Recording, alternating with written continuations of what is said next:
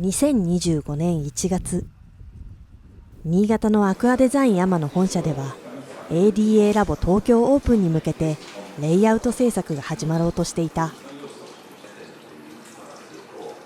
ADA ラボは水槽やガラスケースの中に植物を植栽し LED ライトを使って栽培するというインドアグリーンの楽しみ方を提案する体験型ショップ。2022年4月に東急プラザ銀座でポップアップ開始以来、東京ではラフォーレ原宿や伊勢丹新宿店などにも期間限定で出店。大丸東京店1階と9階でのプレストアを経て2025年4月20日、ついにフラッグシップショップとして ADA ラボ東京がオープンする。新たな店舗にはワークショップ体験できるカウンター、レディメイドや植物の販売コーナーはもちろん、新潟のネイチャーアクアリウムギャラリーさながらに大型から小型までのネイチャーアクアリウムを展示する計画が持ち上がっていた。そしてそのすべての展示水槽を新規で立ち上げ東京へと移設するため ADA の推計クリエイターとスタッフたちは動き出していた。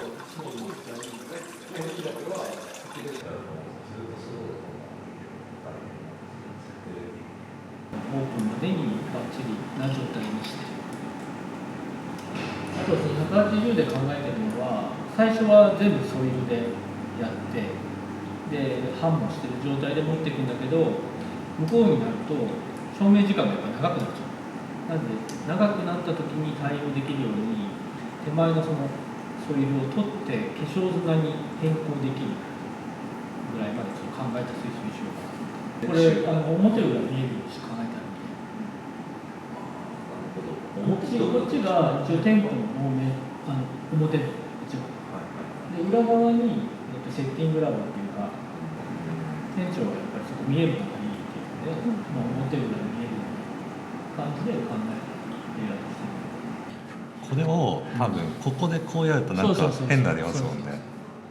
展示推計では一番大型となる幅1800ミリ水槽の構想も固まってきた。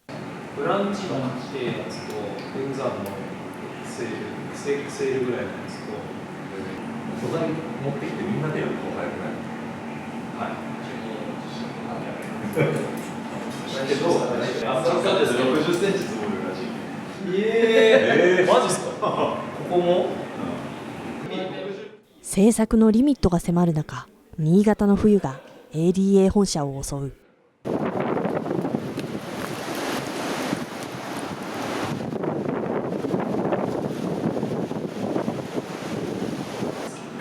一応780の下で120ボール日本を破る石田君のマンチョに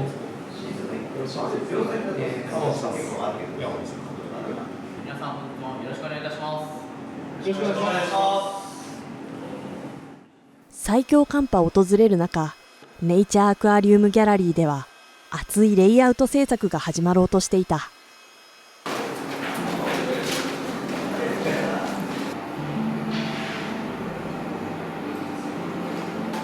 下にちょっとマットしたから、今多分石田君がマットを取りハサミを用意してくれて、切ってそこに後ろから抜きましょうか。そうで、清掃かけたら終わりなんで。はい。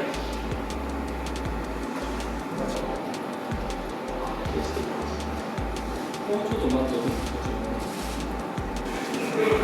私も大丈夫です。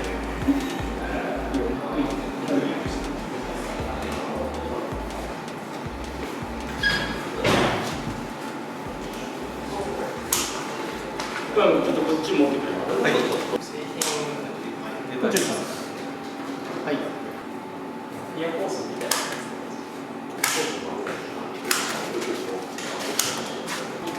1個だけも。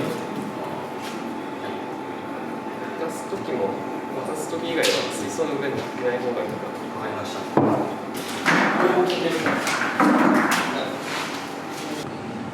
両端にボールがあって。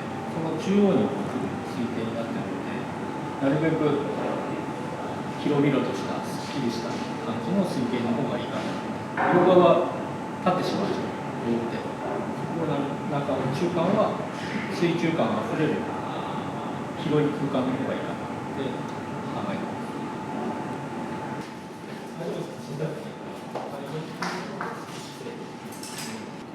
ちょっと立てるけど。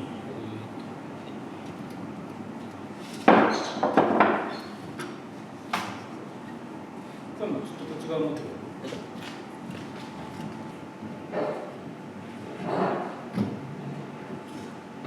こっちが多分前に来たから、こっちは当たる。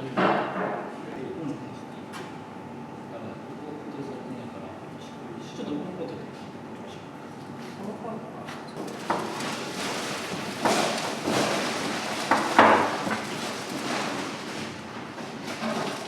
将来的にソイルから白砂に変更する可能性があるので、事前に土留めを石と石の間に軽石を詰めておくことで、その敷き替えた時、白砂に敷き換えた時にソイルの漏れをなるべく防げる。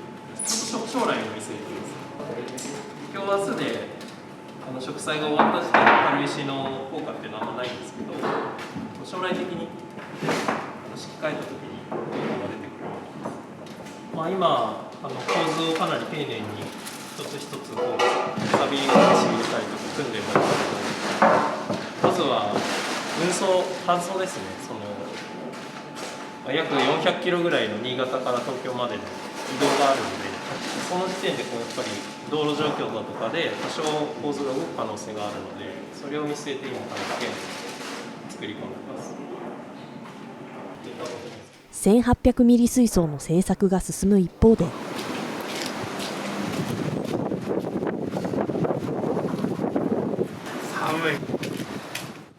1200ミリウォールの製作もスタートしようとしていた。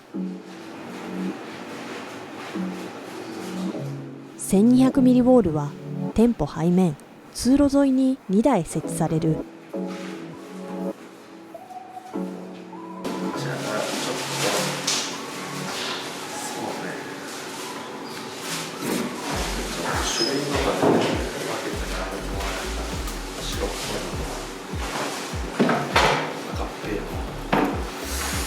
イメージしてるのは、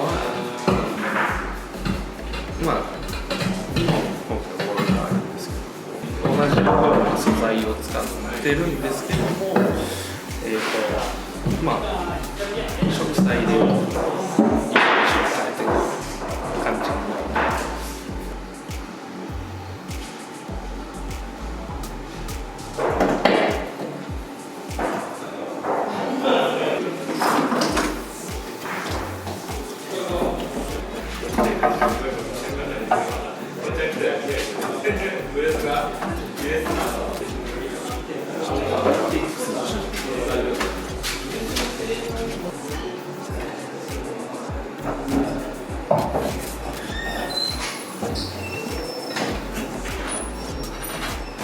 反対方向をしたように。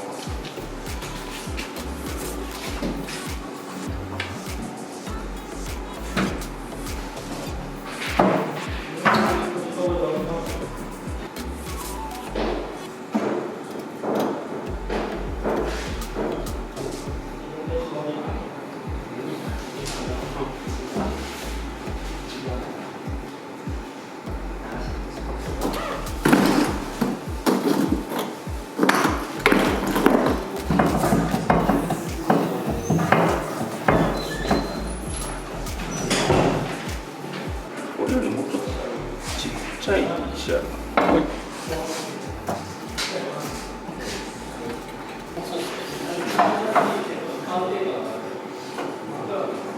テラテープを持ってきてください。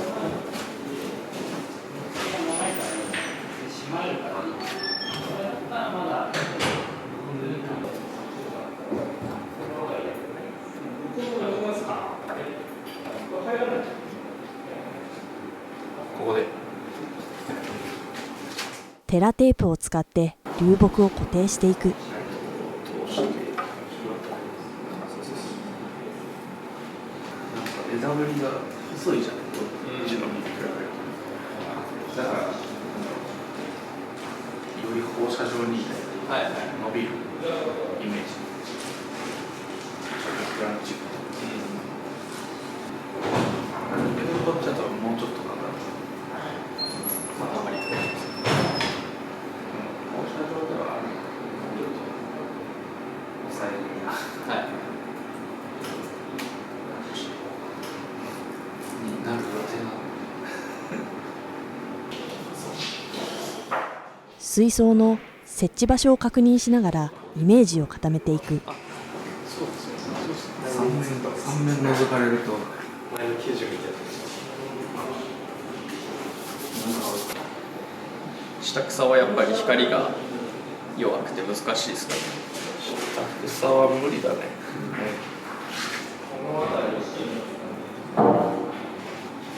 囲うような。後ろ側はさっき言ったクリノムとかルノのユルトリコロールあたりに来ると思うんだけど、ちょっと手前になると駅の上をかと思う。あとはもうビトのボロビトいきます。このまま真っ黒にはね、そんな難しそうな。ここに駅のロゼット系が来るので、ちっちゃい方がいいですかね。いや、その駅のそのまあ根元みたいな株元みたいなのを高さある石をまあ1、2個置いて、ちょっと印象を紛らわす。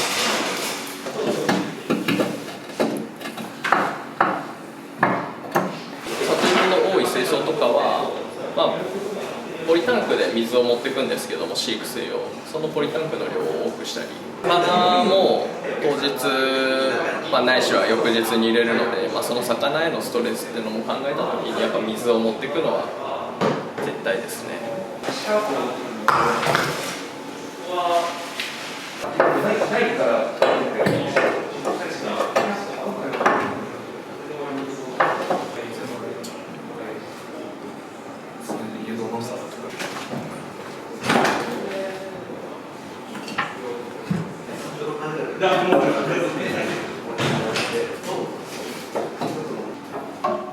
1200ミリウォールの構図骨格も見えてきた。岩吹君は植栽ってどうする？水草が来てないんだから下やるか。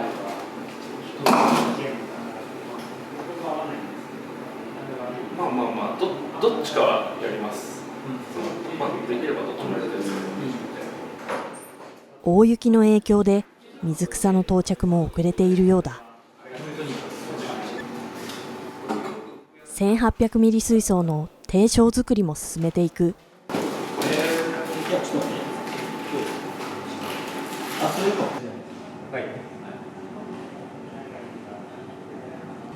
軽石とパーサンドの上は全部かけていいよ。はい。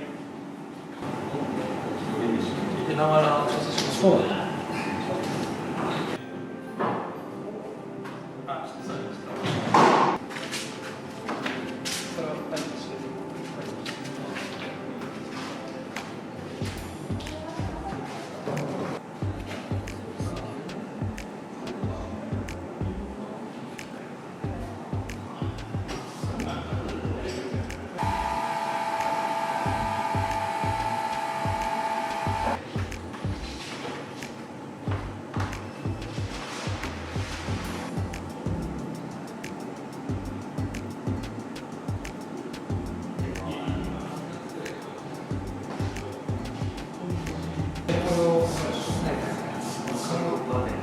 で、まあ、焼き固めてると思うんですけど、立ち上げ初期って結構硬いんですよ。3ヶ月ぐらい経ってきてこう柔らかくなってきて、最初やっぱどうしてもコロコロしてて、R2とか特にそうなんですけど、バクテリアとかのあれ酸素供給とかそういうところにはいいんですけど、植物だとちょっと硬めではあるんですよ。そういうのをパウダーを入れてあげることで、そこの暖流構造の隙間の部分がうまくパウダーが埋めてくれて、特に根っこが繊細な植物ほどすごく成長が良くなる。はい、手前はもう切り吹いちゃいます。1日目のレイアウトは大型水槽それぞれが構図骨格で終了した。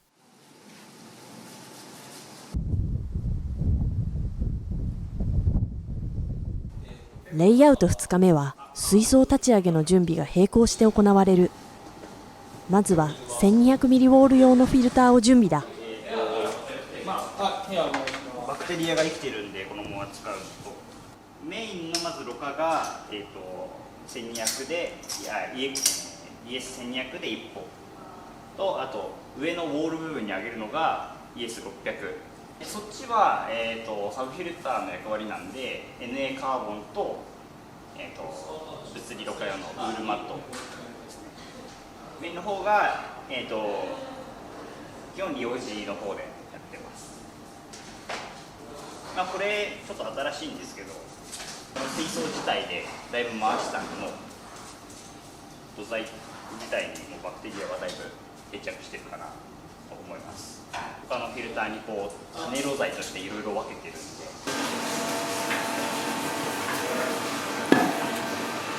それが1個入ってるのが崩した井上さんの90用で使ったやつだから、これ入ってるんですか。1個入ってる。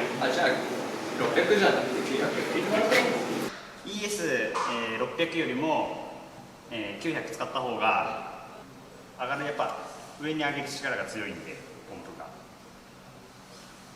もしかしたらこっち使うかもしれないです。今回は1200ミリウォールのサブフィルターに ES900 を使用するようだ。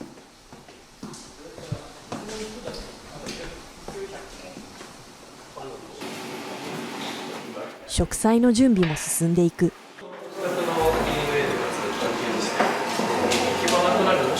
そのまま移行できるサイズ感じゃあそれでいいと。作り変える水槽の水草も余すとこなく使用していく。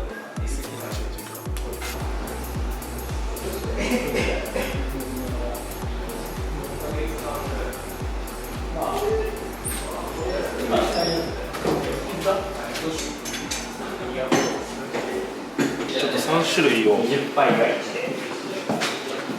ようかなと思ってるんですけど、その場所の確認をしてます。巻くときは薄く巻くのがコツです。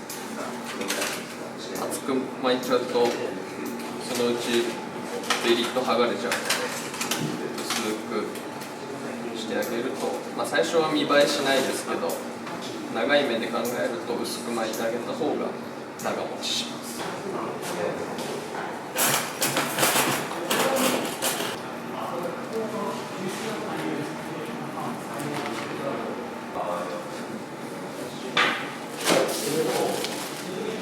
食い入りっていうか、明るめのやつを。でもこっちもう真っ暗にするよね。そうですこっちは結構真っ暗にすると。アレクサのこのアマゾンチドメがモリモリのパターンを使います。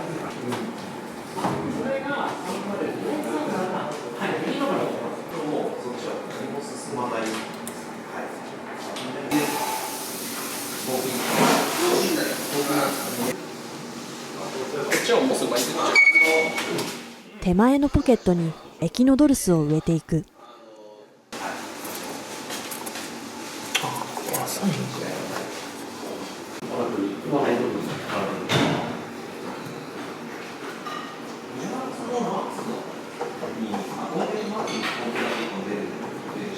クリーナーはそうですね、多少時間かかりますけど、でも成長自体は早いですよ。葉っぱを出す量に関してはすぐ増えるんで。1200ミリウォールの製作が進む一方で、1800ミリ水槽の植栽も始まろうとしていた。今は植栽位置を決めてるところです。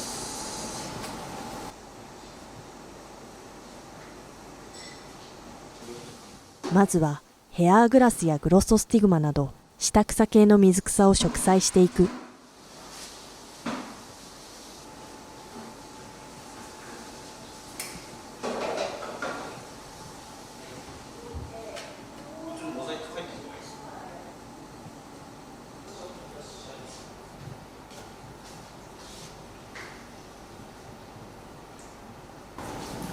こはコブラなんだけど、またこっちから。ここがコブラ来るとですね。こっちがグロス。あ、ここね、ヘアグラス。こっちがヘアヘアグラス。ここはここがグラス。ここグロスでこういっていい。いや、ここまで。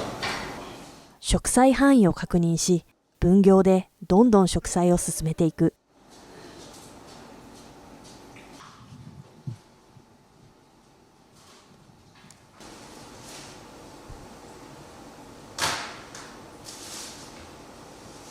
奥にこれがあるとすごいなんていうのかな、テープの間からちょっと顔を出すぐらいの自然感というか混じってる感じがいい。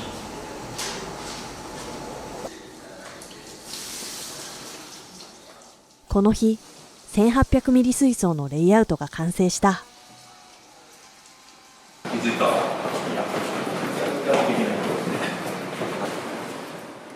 レイアウト3日目、その他に製作するレイアウト用の素材を運び込む。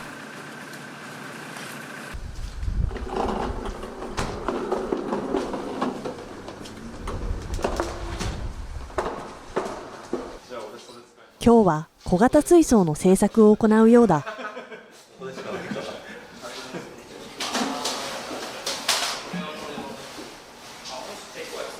ネジが乗る。このアラクの水槽の肉のちっちゃめのやつをつけようかなと思って。結構砂の量多くなってたのかな。小型。これは荒木君。これは荒木さん。内田さん。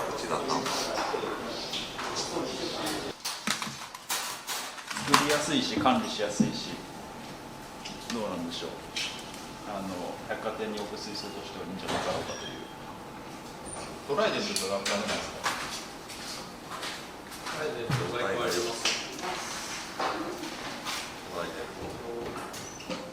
使用する素材や水草は店舗全体のバランスを考えて意見交換しながら決めていく。あ、これめっちゃコード上がる。竜王石っていうペンで作ってもきついですか。パールグラス。パールグラスは成長してた。キューバパールグラスとかコードがなくてもしっかりと育つような素材に対しての適応する水草を選ぶのすごく大事だと思う。自然素材なんでどうしても溶質溶け出しちゃうものはあるので、アルカリ質なやっぱり石材にはアルカリ性でもしっかり、高高度でも育つようなものを選んであげると管理が簡単になります。ウッドタイトで下の方縛って、素材の仕込みがミニ水槽ほどちゃんとしとかないと、化粧砂の敷き分けとかして向こう持ってったら全部とどめ壊れて現地ですげえ苦労すること結構ある。腰切りますね。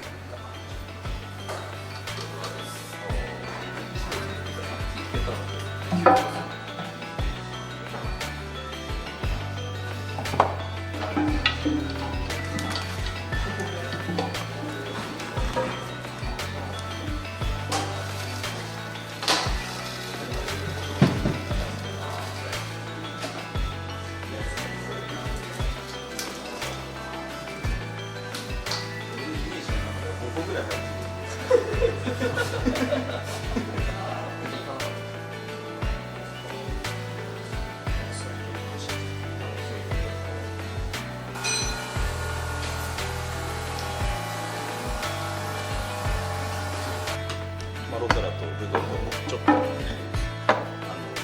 甘そっち。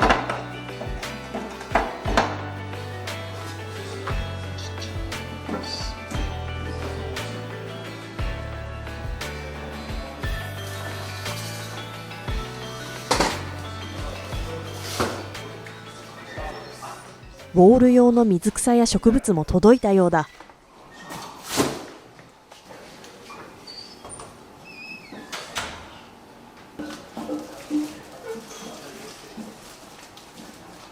マットは基本的に陸製のモスとか、あとは結構大きい植物をつけたりとかする場所にしようとか。手巻きで。手巻きで、はい。でいろんなミックスしていいので、はいはいはい。なるべく薄めベタっと貼って、こういう感じで。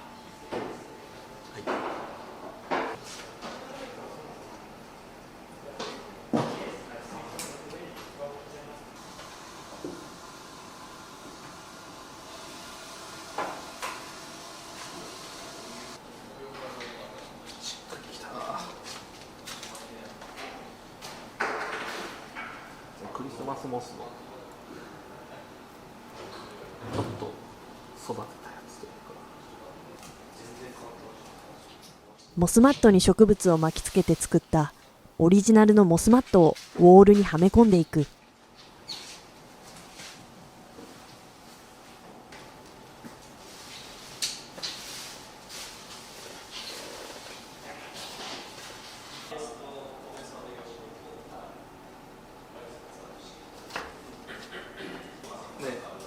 若干の違和感があったんで。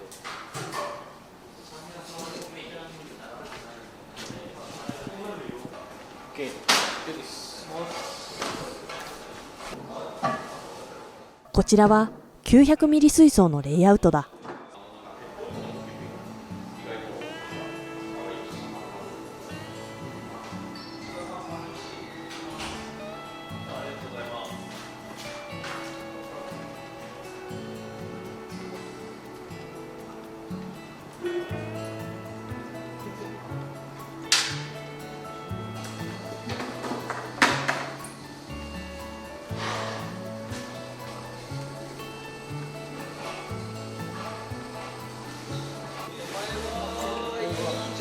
ギリギリ当たらないの。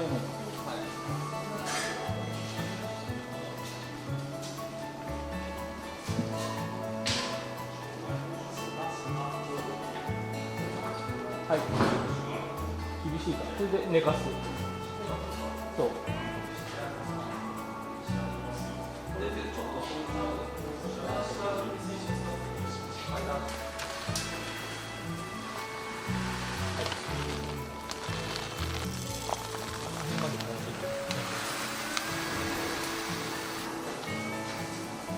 もうちょっとそうだ、前側に。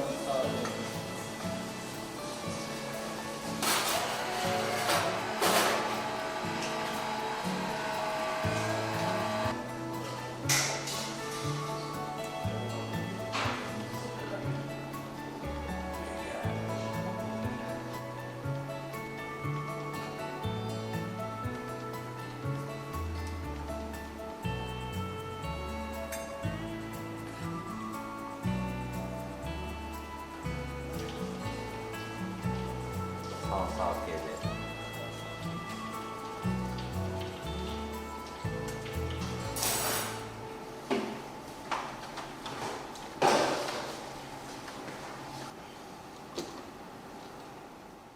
レイアウトは順調に進み、残るはキューブガーデンスペリアの制作のみとなった。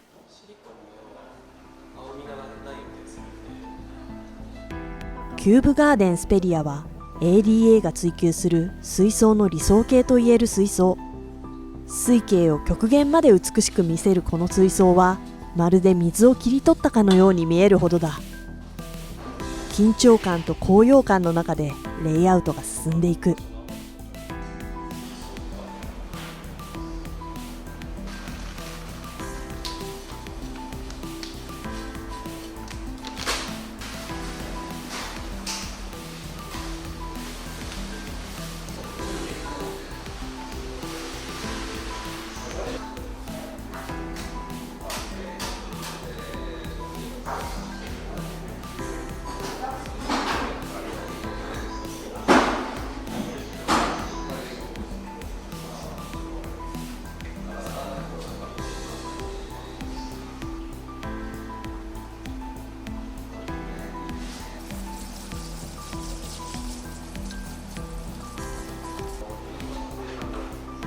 塀のところは特に丁寧に埋めた方がいいですね。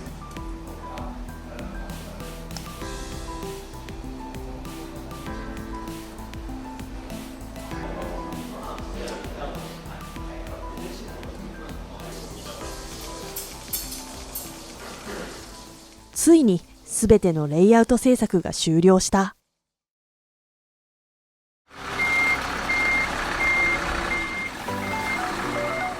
オープン3日前、いよいよ東京に水槽を運び込む。ADA 本社では早朝から搬出作業が行われていた。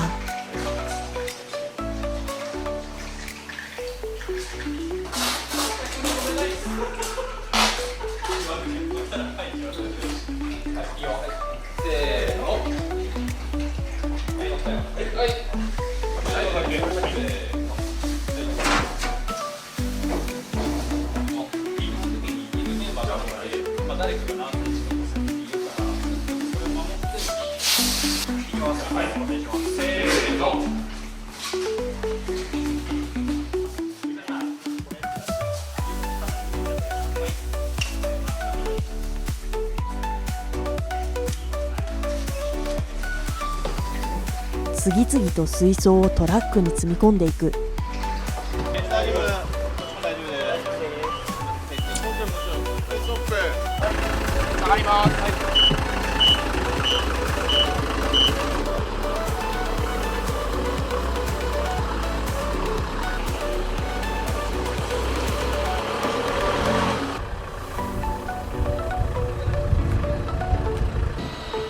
新潟から約 400km。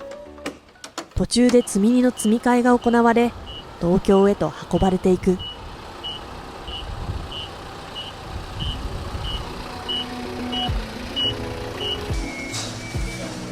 店舗への搬入作業は営業時間の終了した夜間のみ。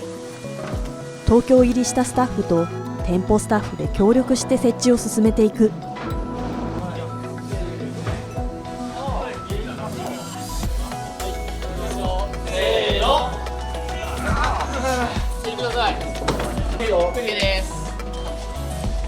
段差乗ります。はい。